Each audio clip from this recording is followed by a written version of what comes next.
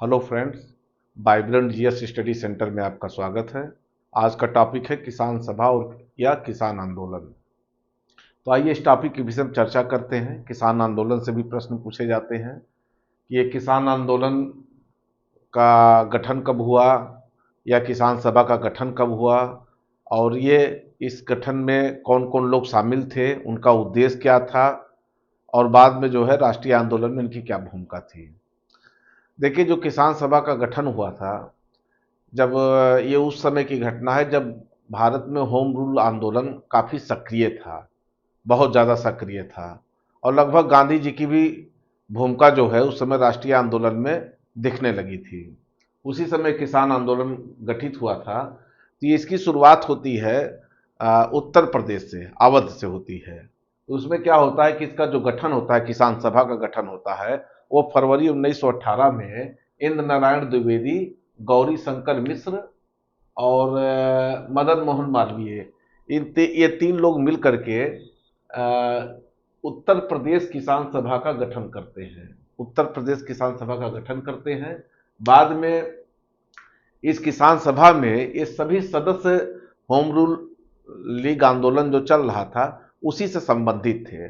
और ये सबसे बड़ी बात थी कि जो किसान सभा गठित हुई थी, इसमें ज़्यादातर सदस्य जो है वो होम रूल लीग आंदोलन से ही संबंधित थे या उसी से आए हुए सदस्य थे। बाद में जो है इसका प्रसार इतना ज़्यादा होने लगा कि 1918 में दिल्ली में किसान अधिवेशन हुआ था, 1918 में, और उसमें बड़ी संख्या में दिल्ली में उत्तर प्रदेश के किसानों ने भाग लिया था, बढ़ चढ़ करके भाग लिया था। तो इससे अंदाजा लगाया जा सकता है कि कितना सक्रिय हो गया था।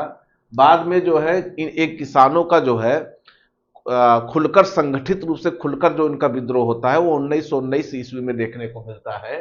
और इसकी पहली घटना तब देखने को मिलती है जब उत्तर प्रदेश के प्रतापगढ़ जिले में नाई धोबी बंद और सभी सामाजिक बहिष्कार का आंदोलन चलाया जाता है। नाई धोबी बंद और सामाजिक बहिष्कार का आंदोलन चलाया जाता है। इसमें प्रमुख रूप से दो व्यक्तियों का बहुत ज़्यादा योगदान रहता है, जिसमें झुंगरी सिंह और दुर्गा पाल सिंह, झुंगरी सिंह और दुर्गा पाल सिंह की बहुत ज़्यादा महत्वपूर्ण भूमिका रहती है इस किसान आंदोलन में। उसके बाद, इसके कुछ समय बाद बाबा रामचंद्र का भी आगमन हो जाता है। ये बहुत ही जुझारू और बहुत ही सक्रिय किसान नेता थे। इनके अंदर सबसे बड़ी खास बात है कि इनमें संगठन की एक बहुत ही अद्भुत क्षमता थी बाबा रामचंद्र में। तो ये क्या करते हैं, 1920 ईस्वी में प्रतापगढ़ में अवध किसान सभा का गठन करते हैं। 1920 ईस्वी में अवध में प्रतापगढ़ में अवध किसान सभा का गठन करते हैं। ये बाबा रामचंद्र मूलतः ब्राह्मण परिवार से संबंधित थे और ये 1920 ईस्वी में किसान नेता के रूप में उभरे। इनका बहुत ज़्यादा नाम होता है बाद में। इसके साथ ही जो है बिहार प्रांत में देखें तो उसी समय बिहार प्रांतीय किसान सभा का गठन भी हुआ था, जिसके संस्थापक थे स्वामी सहजानंद सरस्वती। इनका भी इतिहास में बहुत ज़्यादा नाम है। ये भी बहुत जुझारू नेता थे और इनका भी बहुत ज़्यादा योगदान था। इसीलिए इनको जो है किसान प्राण भी कहा जाता था। देखिए, किसान प्राण, ये परीक्षा में पूछा जा सकता है कि किसान प्राण की उपाधि किसको दी गई थी, तो स्वामी सहजानंद सरस्वती को दी गई थी। और ये जो बिहार प्रांतीय किसान सभा का स्थापना हुआ था, इसके मूलतः दो उद्देश्य थे। पहला उद्देश्य क्या था, या लक्ष्य था, उद्देश्य नहीं, पहला लक्ष्य था इसका जमींदारी प्रथा का उन्मूलन करना, क्योंकि बिहार में जमींदारी प्रथा बहुत ज़्यादा थी, उसका उन्मूलन करना। और दूसरा, कृषकों को मालिकाना हक दिलाना। इसके बाद क्या होता है, अखिल भारतीय किसान कांग्रेस की स्थापना होती है। अखिल भारतीय कांग्रेस की स्थापना होती है 1936 ईस्वी में। कहाँ पे होती है, लखनऊ में होती है। लखनऊ के 1936 ईस्वी में अखिल भारतीय किसान सभा की स्थापना होती है। अखिल भारतीय किसान कांग्रेस की स्थापना होती है। बाद में इसका नाम जो है बदल दिया जाता है और इसका नाम रख दिया जाता है अखिल भारतीय किसान सभा। ये देखिए, अखिल भारतीय किसान सभा इसका नाम कर दिया जाता है। इसके अध्यक्ष कौन थे, स्वामी सहजानंद सरस्वती थे इसके अध्यक्ष, और इसके जो सचिव थे वो एनजी रंगा थे। ये वही एनजी रंगा है जब गांधी जी चंपारण आंदोलन में भाग लिए थे बिहार में, तो एनजी रंगा ने उनका विरोध किया था। बाद में यही एनजी रंगा यहाँ पे क्या होते हैं, सचिव बन जाते हैं। और ये अखिल भारतीय किसान सभा का जो दूसरा अधिवेशन होता है 1936 ईस्वी में फैजपुर में होता है। इसी 1936 ईस्वी में कांग्रेस का लखनऊ अधिवेशन भी होता है, दोनों साथ साथ अधिवेशन होता है। ये अखिल भारतीय, ये फैजपुर में जो किसानों का सम्मेलन होता है, दूसरा सम्मेलन, ध्यान दीजिएगा, दूसरा सम्मेलन, इस दूसरे सम्मेलन की अध्यक्षता एनजी रंगा ने ही किया था। एनजी रंगा ने ही किया था दूसरे सम्मेलन की अध्यक्षता।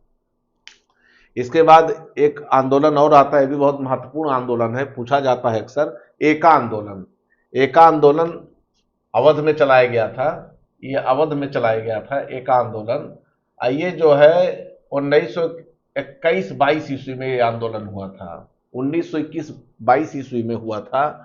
इसका नेतृत्व कौन किया था? पिछड़ी जात के एक नेता थे जिनका नाम मदारी पासी था। ये बहुत ही फेमस नेता थे मदारी पासी, इन्होंने इसको नेतृत्व प्रदान किया था। ये जो आंदोलन हुआ था इसका केंद्र कहाँ कहाँ था उत्तर प्रदेश में, ये जान लीजिए, ये भी पूछा जाता है।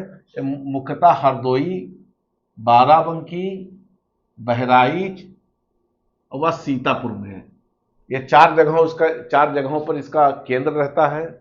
इनकी शिकायतें क्या थी कि जो जमींदारों द्वारा किसानों से लगान लिया जाता था, जो लगान लिया जाता था वो लगान उपज के रूप में लिया जाता था, और जबकि किसानों का या बटाईदारों का कहना यह था कि यह लगान जो है हमसे उपज मतलब नगद के रूप में लिया जाए, ये नगद के रूप में लगान देना चाहते थे।